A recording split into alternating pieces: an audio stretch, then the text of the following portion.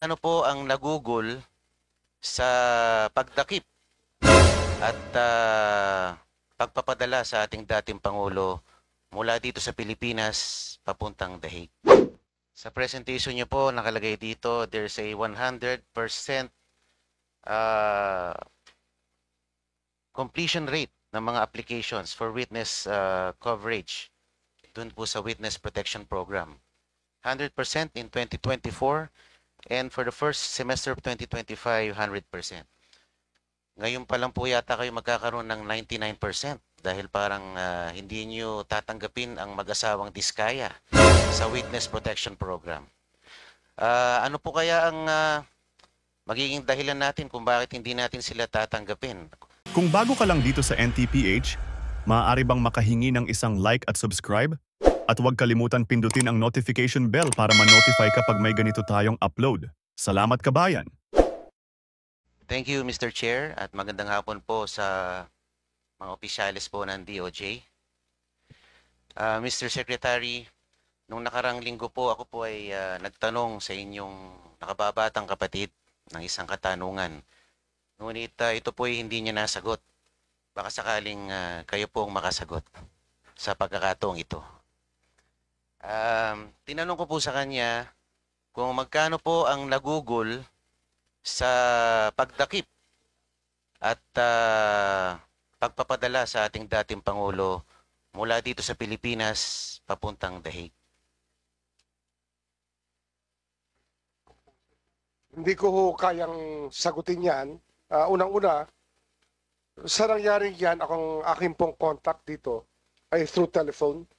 Ako po ay nasa Vienna nung panahon na yon at pinupunta, ang aming pong pakay noon ay pumunta sa United Nations Office of Drugs and Crime. Kaya nasa Vienna po ako nung panahon na yon. Kaya hindi ko ho nakita yung dami ng pulis. Hindi ko ho nasunda, subaybayan yung mga resources po na ginamit upang madala po yung dating Pangulo sa The Hague. Pero ngunit masasabi ko, wala hong nasaktan, wala hong nabawian ng buhay, at maayos po siyang nakarating sa Hague nang wala hong incident. Kaya kahit paano, pasalamat po tayo na hindi na po, wala na hong na-disgrasya sa pagkakataong iyon. Opo, so sino pong nag-order na dalhin po siya doon kung kayo po ay nasa ibang bansa? Ano ho yan? Halos 10 oras po akong nakikipag-usap by telephone mula po sa oras ng Europa papunta po rito sapagkat yung legal basis po ay pinag-aaralan at kiniklear nila sa akin. Kaya ako po nagbigay ng legal basis under Republic Act 9851, Section 17, and other sections of the International Humanitarian Law. Ngunit di po ba sinabi, paulit-ulit na sinabi ng ating Pangulo na tayo po ay nag-withdraw na sa Rome Statute, tayo po, the ICC has no jurisdiction over us, I will not lift a finger in the investigation of any crimes regarding ICC. Kung ganun po ang policy pronouncement ng ating Pangulo at hindi niya kinikilala ang pagiging miyembro natin sa ICC, sino po ang, kumbaga, hindi sumunod sa pronouncement na ito? Ba't nagpatuloy pa tayo sa pagdakip sa ating dating Pangulo? Ang problema ho kasi dito, nung nag-withdraw po tayo sa ICC, sa Rome Statute, hindi na ho tayo miyembro. Ngunit yung batas po na ating pinasa noong 2011 na Republic Act 9851, yun po ang naging basihan ng lahat.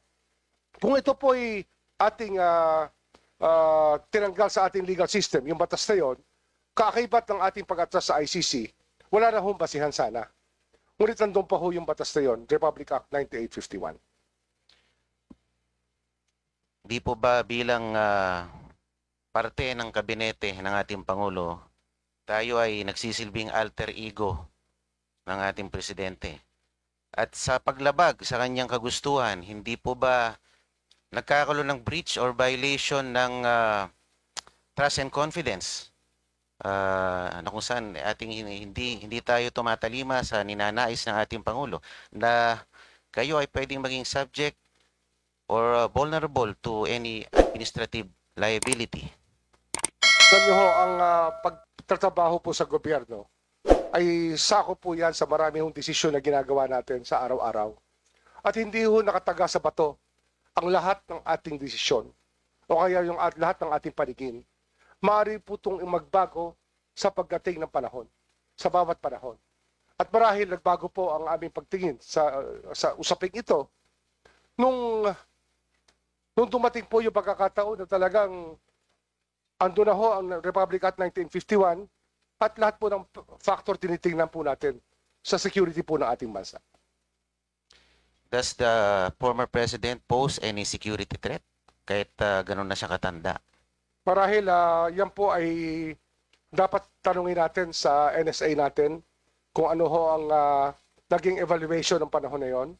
Basta't sa akin po, ang aking clearance na binigay ay sa legal basis. Ang legal basis ng kanyang pagpunta sa The Hague.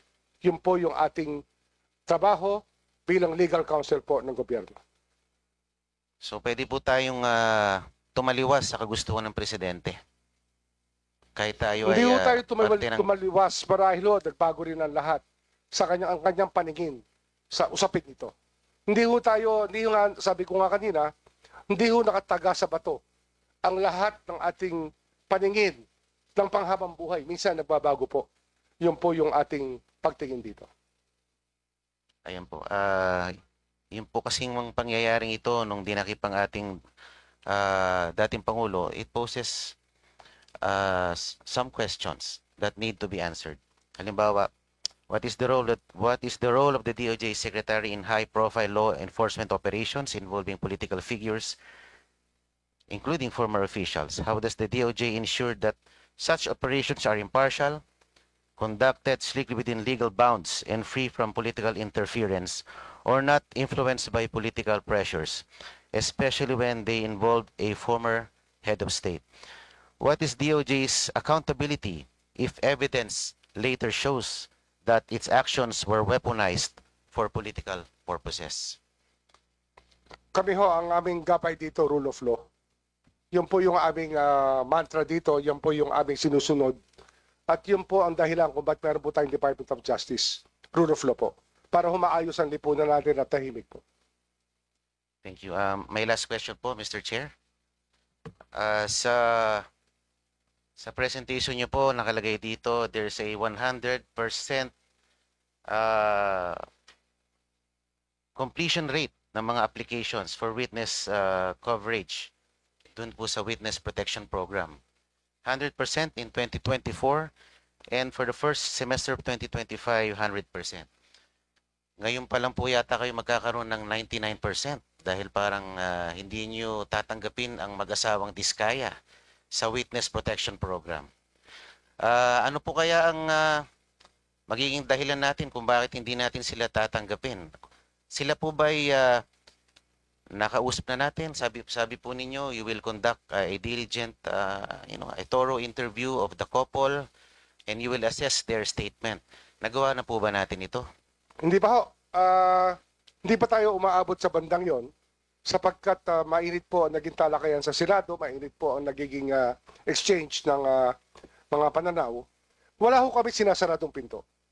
Ang mahalaga lang, may proseso po tayong susundin para ma-evaluate po ang testigo. Ang mahalaga po, nagsasabi ng totoo at talagang kailangan ng testimonyang yon para yung buong katotohanan, para maabot po natin lahat ng dapat natin maabot sa pagbungkal po ng kaso upang maparusahan po yung dapat parusahan. Opo.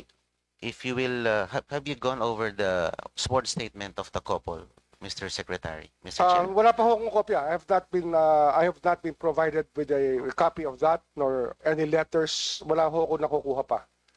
Everything was in a phone conversation. Kaya nga, hindi ho kayang magdesisyon kaagad based on the telephone conversation. Kailangan po may proseso talaga tayong sundin. Opo, kasi kung, if I may appraise the Secretary, marami po siyang binanggit ng mga personalidad doon at mukhang detalyado. Baka naman ito ay magkaroon ng konting merito dahil hindi naman po ito basta-basta lamang. Ito ay sinumpaang salaysay na pwede naman natin pag-aralan at lalo ating suriin kung talagang meron pong katotohanan dito. Totoo po yan, susuruin po natin yan. Ngunit marami rin po tayo itatanong na mahalaga para maging kompleto po ang kasaysayan ng lahat. Kasi kung sila po ay 15 taon na nangongontrata at ay ikikwento nila ay 3 taon lang, marahil kulang po yon. Kailangan po malaman natin yung buong kasaysayan ng kanilang pangongontrata at kung ano ang kanilang dinaanang patakaran at yung mga sinasabi nilang obligasyon. 15 taon dapat mapag-aralan po natin lahat yan at sabihin nila sa atin kung ano talaga ang naganap sa mga panahon na sila ay nangongontrata mula 2007 hanggang 2025. Hindi lang po 3 taon, ngunit yung buong kasaysayan po ang ating gusto makita. Para ma-solve po natin itong problemang ito na bumabagabag sa ating bansa ngayon. Iyon po yung mahalaga, kung may testigo hong ganun kahaba ang kasaysayan sa pangongontrata, marahil mas marami sila mabibigay sa ating mga pangalan, mga petsa, project, engineer, at kung sino po mga mambabatas, kung sino man ang nakialam sa mga kontrata, yun po yung kailangan natin malaman. Hindi lang po yung 3 taon o 2 taon na kanilang binigay sa kanilang unang sulumpang salaysay. Mr. Secretary, papayag po ba kayo if we will broaden the scope of the investigation to include the years 2007 up to 2025? Opo. Kailangan po talaga we get to the bottom of this kasi yung bansa po natin ang nakasalalay dito. Ang bigat na ho ng saloobin ng Pilipino. Kailangan po malaman nila yung kasaysayan nito.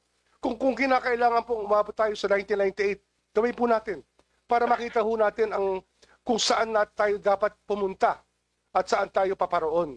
Yun po, hindi tayo matututo pag hindi natin nakita ang buong kasaysayan po at sistema na umiiral ngayon na mula po nung mga panahon na yun.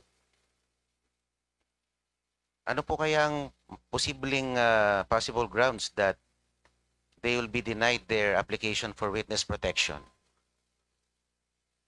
Di ba sabi po... Ano ho kasi yan? Testimonial evidence po yan. Ang mahalaga po, ilabas din nila yung mga dokumento. Yung kanilang records, yung kanilang mga ledger, lahat po yan dapat open to scrutiny. Wala ho sila dapat itatago na kahit ano. Yun po yung hinahanap natin talaga sa mga tumitestigo po as state witness. Mahirap po mag-alaga ng state witness, sinasabi ko sa inyo. Kasi ako ho, I take it upon myself to talk to these people and to know their state of mind, their security. And I spend a lot of time doing this even on Sundays. I can tell you that. Kaya hindi ho ito biro sa akin. Ito po ay isang misyon na ating ginagampanan upang magkaroon ng hustisya sa ating bansa. Okay, maraming salamat po. Salamat po. Maraming salamat po, Mr. Chair. I have no more questions.